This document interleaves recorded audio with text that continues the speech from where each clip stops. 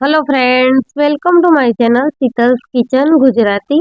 आज આપણે બનાવીશું હેલ્ધી અને ટેસ્ટી એવો બાળકોના લંચ બોક્સ માટેની રેસીપી અથવા તો સવાર કે સાંજના નાસ્તા માટેની રેસીપી। તો આજે આપણે બનાવવાના છીએ ચણાની દાળ અને મેથીની ભાજીની હેલ્ધી અને ટેસ્ટી એવી પૂરીની રેસીપી। તો મિત્રો, રેસીપી વિડીયો એન્ડ સુધી જરૂરથી જોજો અને જો મારી ચેનલ પર નવા આવ્યા હો તો ચેનલને સબસ્ક્રાઇબ જરૂરથી કરજો। ચણાની દાળ અને મેથીની ભાજીની પૂરી બનાવવા માટે અહીં અમે પલાળેલી ચણાની દાળ લઈ લીધી છે, જે અડધો કપ દાળ છે અને મેં એને 4 થી 5 કલાક પહેલા જ પલાળી રાખી હતી। તો હવે પલાળેલી ચણાની દાળને આપણે મિક્સર જારમાં લઈ લઈશું અને ચણાની દાળની આપણે સરસ એવી સ્મૂથ પેસ્ટ બનાવી લેવાની છે। ચણાની દાળમાં આપણે 4 થી 5 જેટલી લસણની કળી, 3 જેટલા લીલા મરચાં ઉમેરીશું અને લીલા મરચાં તમે તમારા હિસાબે વધારે કે ઓછા તીખાશ માટે કરી શકો છો। 1 ઇંચ જેટલો આદુનો ટુકડો છીણીને લઈ લીધો છે। બધી જ વસ્તુની આપણે પાણી વગર મિક્સરમાં એકદમ સ્મૂથ પેસ્ટ બનાવીને રેડી કરીશું। સાથે જ અહીંયા મેં 2 કપ જેટલી મેથીની ભાજી ઝીણી સમારી ધોઈને લઈ લીધી છે। તો ભાજીને આપણે કઢાઈમાં 2 ચમચી જેટલા તેલમાં આ રીતે સરસ એવી સાતળી લઈશું। આ રીતે ભાજીને સાતળવાથી ભાજી છે તે સરસ એવી સોફ્ટ થઈ જાય છે અને જ્યારે આપણે પૂરી માટેનો લોટ બાંધીશું ત્યારે લોટમાં તે ખૂબ સરસ રીતે મિક્સ થઈ જશે। 3 થી 4 મિનિટ જેવું લાગશે અને ભાજી આપણી સરસ એવી સતળાઈ જશે।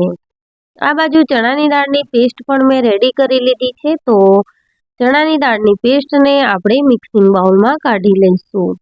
મસાલામાં સ્વાદ પ્રમાણે મીઠું ઉમેરીશું। આ પૂરી આપણે નાસ્તા માટે બનાવી રહ્યા છીએ એટલે મસાલા આપણે થોડા આગળ પડતા કરીશું તો તેનો ટેસ્ટ છે તે ખૂબ જ સારો આવશે। 1 ચમચી જેટલું જીરું હાથેથી ક્રશ કરીને ઉમેરી લીધું છે।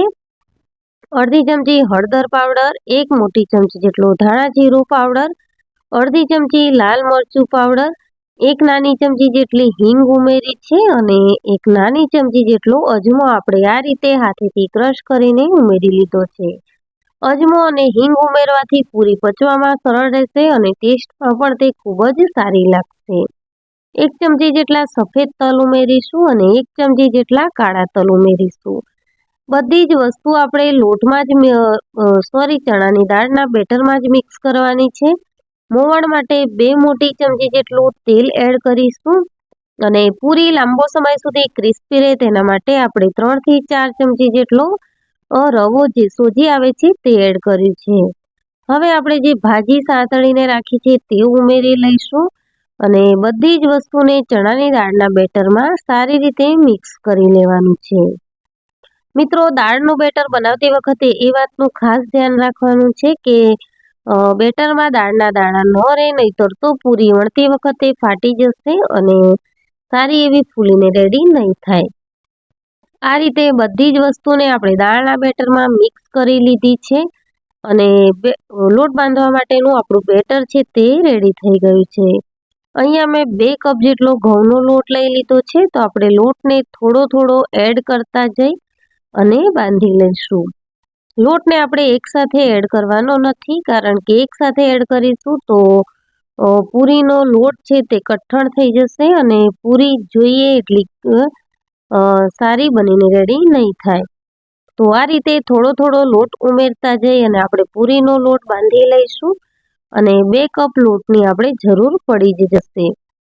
તો અહીંયા મેં બીજી વાર થોડો લોટ ઉમેરી લીધો છે અને આ રીતે હું મીડિયમ સોફ્ટ એવો પૂરીનો લોટ છે તે રેડી કરી લીધો છે। હવે લોટને આપણે 5 થી 7 મિનિટ જેવું રેસ્ટ રહેવા દઈશું અને ત્યારબાદ આપણે પૂરી વણી લેવાની છે। તો આ રીતે લોટને સાઈડમાં 5 થી 7 મિનિટ સાઈડમાં રાખવાથી લોટ છે તે ખૂબ સરસ રીતે સેટ થઈ જાય છે અને આપણે પૂરી, રોટલી કે પરાઠા જે પણ બનાવતા હોઈએ છીએ તે ખૂબ સારા ફિનિશિંગમાં બનીને રેડી થાય છે। આ રીતે સહેજ તેલ લગાવી અને આપણે પૂરી વણી લેવાની છે અને અહીંયા હું નોર્મલ પૂરી કરતાં થોડી મીડિયમ થીક એવી પૂરી બનાવીને રેડી કરી રહી છું, જેથી કરીને તેના 2 લેયર છે તે કમ્પ્લીટ રેડી થશે અને પૂરી છે તે લાંબા સમય સુધી સરસ એવી ક્રિસ્પી રહેશે। પતલી પૂરી બનાવીશું તો તેની જે પૂરીની પોળી બનશે, તે પતલી બનશે અને તે ફટાફટથી સોફ્ટ થઈ જશે. એટલા માટે જો થોડી થીક હશે પોળીનો ભાગ તો તે લાંબા સમય સુધી ક્રિસ્પી રહેશે. આ રીતે પૂરી મેં વણીને રેડી કરી લીધી છે અને તેલ પણ હાઈ ફ્લેમ પર ગરમ કરી લીધું છે. તો ગરમ તેલમાં આપણે પૂરીને તળી લઈશું. પૂરી તળવા માટેનું તેલ છે તે હાઈ ટેમ્પરેચર પર ગરમ હોવું ખૂબ જ જરૂરી છે. તો જ આપણી પૂરી છે તે ફૂલેલી બનશે, નહીતર પૂરી છે તે ચપટી બનશે અને સારી રીતે ફૂલશે નહીં. તો હાઈ ફ્લેમ ઉપર ગરમ તેલમાં આપણે પૂરી એડ કરી દઈશું અને ત્યારબાદ ગેસની ફ્લેમને આપણે મીડિયમ કરી લઈશું. આ રીતે પૂરીને આપણે પ્રેસ કરતા જઈ અને સરસ એવી ફૂલાવી લેવાની છે. તો બધી જ પૂરીઓ આપણે સેમ પ્રોસેસથી તળીશું અને ખૂબ સારી ફૂલેલી પૂરી બનાવીને રેડી કરીશું. તો તમે જોઈ શકો છો મિત્રો કે સરસ એવી ફૂલીને ક્રિસ્પી આપણી પૂરી બનીને રેડી થઈ છે. એ જ રીતે આપણે બાકીની પૂરીઓ પણ બનાવીને રેડી કરી લેવાની છે. અને આ નાસ્તો મિત્રો ખાવામાં એટલો ટેસ્ટી લાગે છે કે તમે સિઝનમાં જ્યારે ભાજી આવે ત્યારે વારે વારે બનાવીને ખાશો. તો એકવાર જરૂરથી આ ચણાની દાળ અને મેથીની ભાજીની પૂરીની રેસીપી ટ્રાય કરજો. અને તૈયાર છે આપણી ગરમા ગરમ ટેસ્ટી અને ફૂલેલી એવી ચણાની દાળ અને મેથીની ભાજીની પૂરી. આ પૂરીને તમે બાળકોના લંચ બોક્સમાં પણ આપી શકો છો અથવા તો તમે પણ સવાર કે સાંજના નાસ્તામાં આરામથી ખાઈ શકો છો. તો મિત્રો આ પૂરીની રેસીપી તમને કેવી લાગી તે મને કમેન્ટ સેક્શનમાં જરૂરથી જણાવજો.